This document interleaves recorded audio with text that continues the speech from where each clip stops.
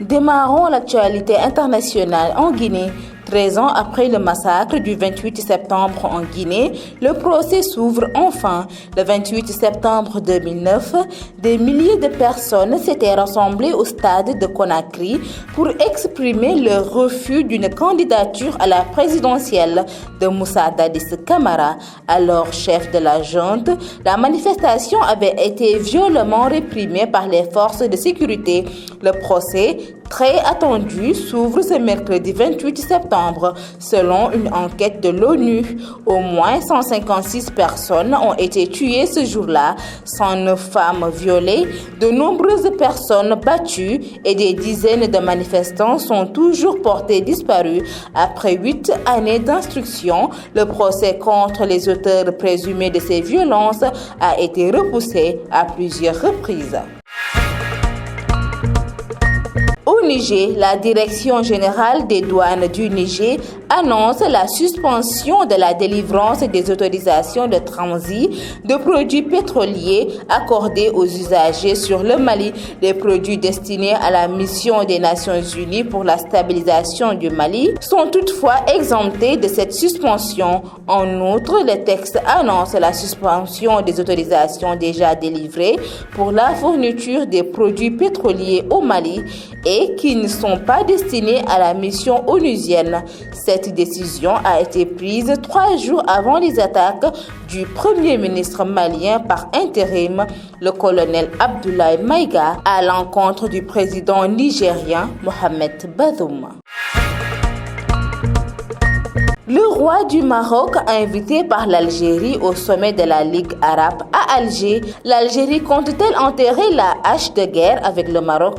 Un émissaire du président algérien Abdelmadjid Tebboune a remis mardi 27 septembre à Rabat une lettre d'invitation au roi du Maroc Mohamed VI pour assister au sommet de la Ligue arabe prévu début novembre à Alger, dans un climat de forte tension entre les deux rivaux du Maghreb sur la question du Sahara occidental. Le ministre algérien de la Justice Abderrachid Tabi a remis la lettre d'invitation adressée à Sa Majesté le roi Mohamed VI pour assister aux travaux du sommet arabe prévu les 1er et 2 novembre 2022 en Algérie, selon un communiqué du ministère marocain des Affaires étrangères. Mesdames et messieurs, c'en est tout pour l'actualité internationale.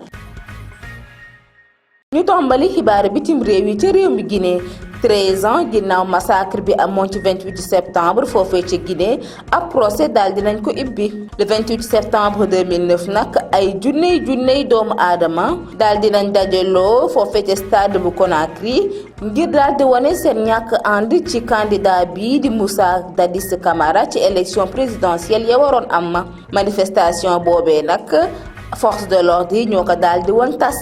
Procès bi nga xamante ne nag yàggoon nañ ko xaar daal dina ibbi tey jii ci 28 septembre selon benn enquête bu ONU. tey jii ci àllarba bi yemook ci 28 septembre ci enquête nag bi ONU jot a def lu ëpp 156 doomu aadama daal dinañ faatu ci bésub 28 septembre 2009 109 tamit ci ay jigéen daal di woon nañ leen violé ay nit yu bëri tamit jotoon ci am ay gaañu yu métti ay manifestants yu bëri tamit ba léegi kenn tegatu leen gët ginnaaw nag 8 années ñuy daal di topp dossier boobee ab procès daal dinañ ko ibbi niki tey ji yemook ci 28 septembre 2022. Niger daal dina suspendre produit yi nga xamante ne ñoom ñoo fa doon jóge di jëm réew Mali.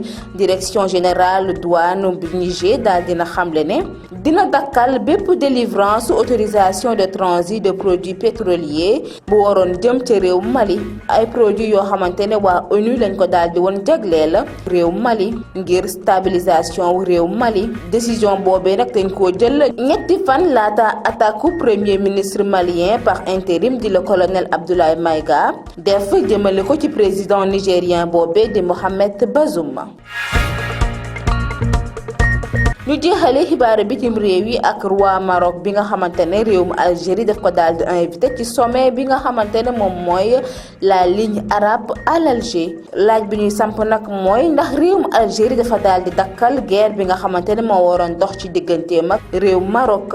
ab émissaire président algérien boobee di Abdelmadjid Tebboune daal dina delloo niki mardi bi yemook 27 septembre foofee ca Rabat benn lettre d'invitation jagleel ko roi Maroc boobee di Mohamed VI ngir mu daal di teewe sommet de la Ligue arabe bi nga xamante ne ñoo ngi ko prévoir début novembre foofee ca Alger ci jamono ji nga xamante ne ñaari réew yooyee am nañ ay réeroo ci seeni biir. ministre algérien bu yore wàllum justice bi nag di Abdel Rachid Tabi daal dina jébbal lettre d'invitation boobee nga xamante ne dañ ko adressé sa majesté le roi Mohamed VI ngir mu daal di teewe travaux wu sommet arabe bi nga xamante ne moo ngi war a am ci 1er jàpp 2 novembre 2022 foofee ca Algérie. xibaar boobee nag ñoo ngi ko xamle ci benn communiqué bu ministère marocain bu yore wàllum affaires étrangères mbokk yi tey li moo nekkoon seeni xibaaru bitim réew.